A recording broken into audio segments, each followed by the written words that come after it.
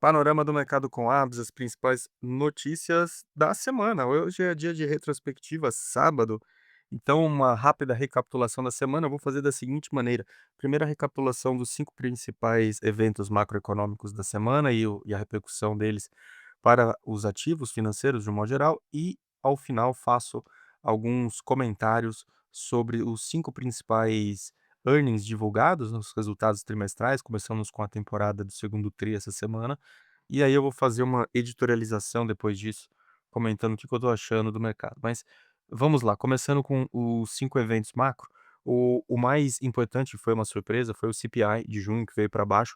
Claro que ele incorporou um período em que já havia aquela trégua com viés de acordo entre Irã e Estados Unidos, e isso fez com que a parte curta da curva se controlasse e que as probabilidades de aumento fossem diminuídas, né, de aumento da taxa de juros. Então, tivemos a primeira queda mensal em 6 anos, a inflação anual ficou em 3,5, esperava-se 3,8. Então no dia houve uma queda rápida da curva de juros como um todo e as treasuries se valorizaram, lembrando sempre, juro para baixo, o papel vale mais. E teve também como maior contribuição nessa leitura do CPI a energia caiu muito, que foi aquele cessar-fogo que aconteceu, como eu disse. Depois tivemos o testemunho do Kevin Warsh no Senado e na Câmara. A Câmara foi dia 14, o Senado dia 15, e ele disse que o controle da inflação ainda não é uma missão cumprida. Então, embora também não tenha, sinalizado que vai aumentar juros, disse que mantém a independência do Fed, que o Fed não se sujeita à Casa Branca. Então foi muito mais uma questão ali de pressão política e o que faz parte do calendário político de prestação de contas todo semestre, do que qualquer sinal que tenha surpreendido o mercado. Nos Estados Unidos, as vendas do varejo de junho também não vieram muito forte. Isso é bom até no aspecto de desaceleração econômica, porque ajuda também a controlar as expectativas de inflação. E vamos falar um pouquinho de China e de Brasil. O PIB da China, segundo o TRI, veio abaixo do que o próprio governo chinês estabeleceu, que era um PIB de 4,5 e veio com 4,3 ano contra ano. É o mais fraco desde o final de 2022 e está abaixo da meta pela primeira vez desde a Covid. E então isso fica como uma grande preocupação. Eu tenho falado muito sobre China nos podcasts diários, falando que tem empresas de tecnologia que estão muito baratas, mas elas estão baratas com esse pano de fundo, que é uma economia em desaceleração, com muitos problemas, sem estímulo fiscal, sem estímulo monetário, mas nós temos visto que muitas empresas estão trocando seus modelos de IA pelos modelos chineses, até por uma questão de custo do token. Eu fiz um vídeo no YouTube, vai subir essa semana, e é interessante que você fique atento a isso. Se você tem alocação no exterior, não deixe de conversar com seu assessor, com seu consultor sobre ETFs que tenham exposição na China. Não tem muita coisa, principalmente na área temática de tecnologia, e de repente vale uma pequena posição. Eu não sou um grande entusiasta de ter uma posição grande no país, pelos problemas regulatórios de intervenção estatal, mas eu penso que numa carteira bem diversificada tenha pertinência. Mas como eu sempre falo na recomendação de investimento, converse com o seu assessor, com o seu consultor. Não dá para eu analisar uma carteira aqui em abstrato, né, óbvio que não é meu papel.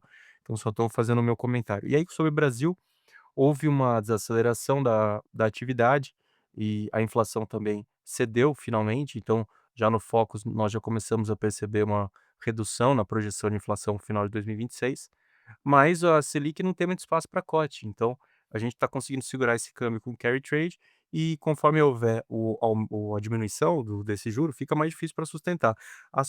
E aí a sorte do Brasil será se a partir do ano que vem o Fed começar a cortar juros, porque aí vai ter mais espaço para tentar segurar esse câmbio. No momento o dólar está forte, faço essa observação, o dólar está forte, o juro real está muito forte. Eu vou gravar um vídeo essa semana para o YouTube falar do ouro. Estou em dúvida se eu vou fazer um vídeo aberto, se vai ser um vídeo para apoiador. Você que ainda não é apoiador, me apoia lá no YouTube, que agora já tem vídeo exclusivo só para apoiador. Tem 2 classes de apoiadores, uma é de R$ 14 e outra de 31. E nós estamos abrindo agora, é o primeiro produto, meu primeiro infoproduto. Então se você quiser uma análise mais sofisticada de alguns temas, eu só vou fazer para apoiadores. Então fica também essa explanação. Agora, feito feita a retrospectiva dos 5 principais eventos macro, falar dos 5 principais earnings da semana. O JP Morgan foi um resultado fenomenal. Todo mundo que me acompanha no podcast sabe que é minha principal posição financeira nos Estados Unidos. Eu tenho uma grande posição em JP Morgan. Gosto muito do CEO Jamie Dimon, que já está perto de sair, né? Tá muita especulação quem vai assumir o lugar dele. Eu particularmente sou muito fã do Jamie Dimon.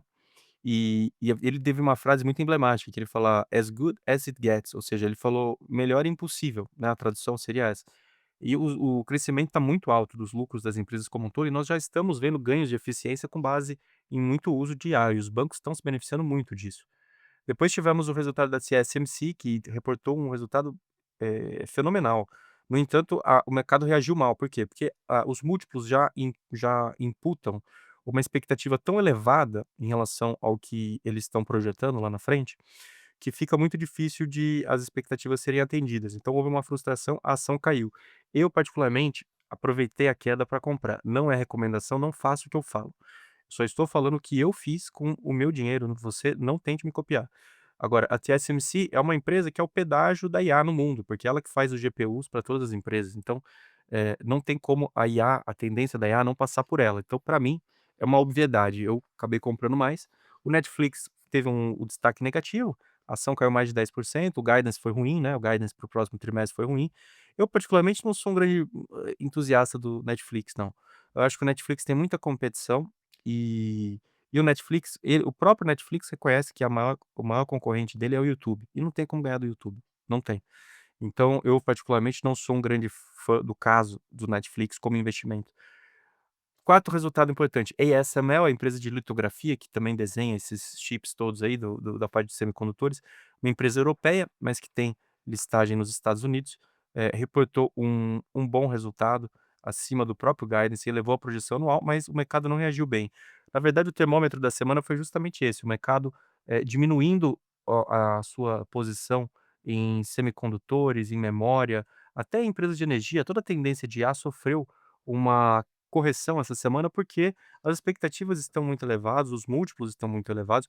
Tem que saber selecionar muito bem, nesse momento, o que vale a pena correr risco e o que não vale, porque o mercado está caro, eu já vou comentar sobre isso. Último resultado, Goldman Sachs. Receita fenomenal, o David Solomon dando um show como CEO, entregando muito resultado, a ação disparou, foi muito forte o Goldman Sachs. Eu me arrependo de não ter, aberto a posição no Goldman Sachs no momento em que eu via a oportunidade no JP Morgan e depois não fui para o Goldman Sachs, eu deveria ter, me arrependo profundamente. Uma época que eu tinha, zerei, depois não voltei, enfim, faz parte do investimento. Agora, o que que é importante entender? O FactSet, que é uma empresa que faz essa compilação de dados e acompanha as projeções, ele está estimando um crescimento de lucro líquido de 23,3% ao ano no segundo trimestre.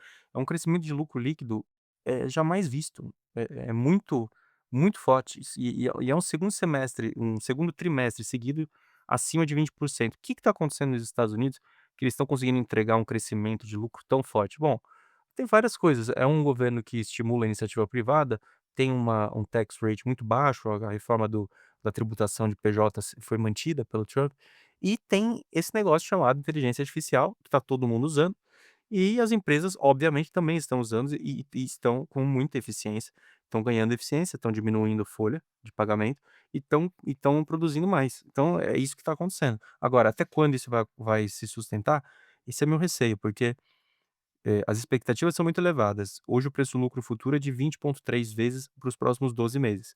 Só que essa projeção de preço-lucro futuro está embutida nela uma um crescimento acima de 20% de lucro ano contra ano, e é um crescimento que é difícil de sustentar por muito tempo.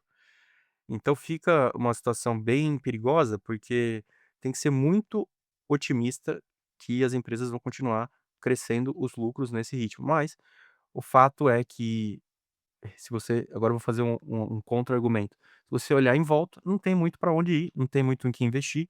Você tem uma renda fixa americana que está pagando bem, mas todo mundo está preocupado com o endividamento do governo norte-americano, e no final das contas o investidor olha e fala: "Bom, eu prefiro pagar caro aqui, mas tem uma empresa muito boa, do que, ficar exposto à idiosincrasia do governo e de repente não pagar, ou o bonde de uma empresa que paga um spread em cima da Treasury, mas eu não tenho a segurança de que ele tem um fluxo de caixa sólido".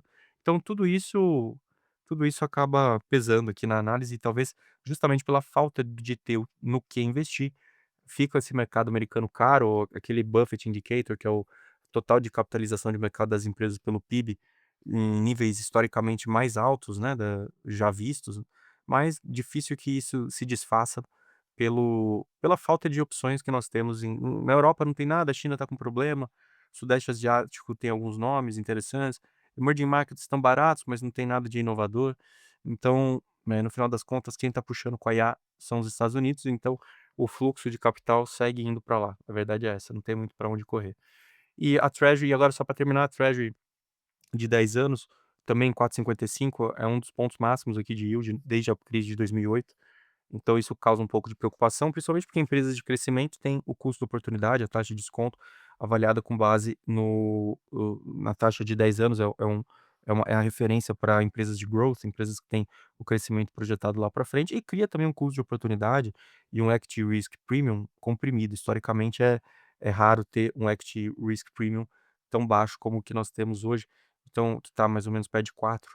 Então o momento é para você ser mais defensivo e zelar pelas posições, mas às vezes existem algumas oportunidades interessantes para alocar. Eu particularmente tô otimista, eu acho que essas correções são saudáveis, eu acho que tem empresa que está barata, eu acho que Microsoft está barata, eu acho que Nvidia está barata, são as minhas principais posições. Eu acho que TSMC está abrindo oportunidade para começar a aumentar a posição, e eu aumentei.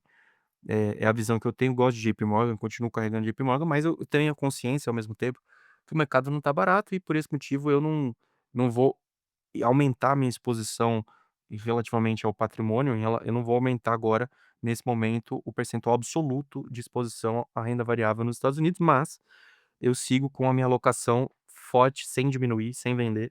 Eu tinha alguns hedges, eu desfiz alguns hedges e sigo comprado, nessas empresas. CrowdStrike eu estava comprado também, ainda estou, mas diminuí a posição essa semana. A empresa se valorizou muito essa semana por uma declaração do CEO da IBM, que disse que os clientes estavam investindo muito em cybersecurity. Todas as empresas do setor dispararam. Eu já tinha uma posição muito ganhadora em CrowdStrike, achei melhor embolsar uma parte e mantive mais ou menos 70% da posição ainda. 70, 60% mais ou menos da posição eu mantive, e vou deixar correndo agora a posição. Se houver depois correção, alguma oportunidade, algum drawdown, eu volto, porque eu gosto da empresa, acho uma empresa excelente de cybersecurity, é uma referência no segmento, sem sombra de dúvida. Então, esse é a retrospectiva da semana, espero que você tenha gostado, uma análise com bastante bem resumida aí dos principais eventos da semana, tentei condensar ao máximo e ainda coloquei a minha opinião sobre o que eu estou vendo. O Brasil ainda está numa situação muito difícil, eu particularmente aumentei minha posição comprada em Bs, vértices longos, 35, 45. Acho que um juro real desse, 8% em cima de um IPCA, não tem como você competir com isso no equity, o custo de capital é muito alto, tá, é difícil selecionar empresa. Tem empresa boa no Brasil, com certeza, não, até olhei algumas empresas que eu acho interessantes, mas é difícil, na hora que você faz ali o valuation é difícil passar. A empresa com ROI alto e tudo mais, mas eu acho que o custo da oportunidade não vale a pena, e acho que a empresa poderia ter uma correção, então acabo sendo dissuadido de alocar em companhias como essas, apesar de serem excelentes. E outras que são excelentes me preocupam, porque tem competição chinesa chegando, fico um pouco preocupado também. Não vou falar nomes aqui para não dirigir ninguém a algum viés com essas empresas, porque de repente a pessoa gosta, enfim, e eu respeito a opinião de quem me ouve também, mas é só uma constatação de que o custo-oportunidade nesse momento não é muito convidativo. Então esse é o panorama de hoje, espero que você tenha refletido e que você se sinta sempre mais, interessado e mais aguçado intelectualmente com relação aos assuntos de mercado após ouvir o panorama. Essa é a minha ideia, essa é a minha proposta ao fazer isso. Um abraço para você, um excelente final de semana, e voltamos na segunda-feira fazendo aquela abertura da semana com os principais eventos a cobrir de segunda a sexta-feira.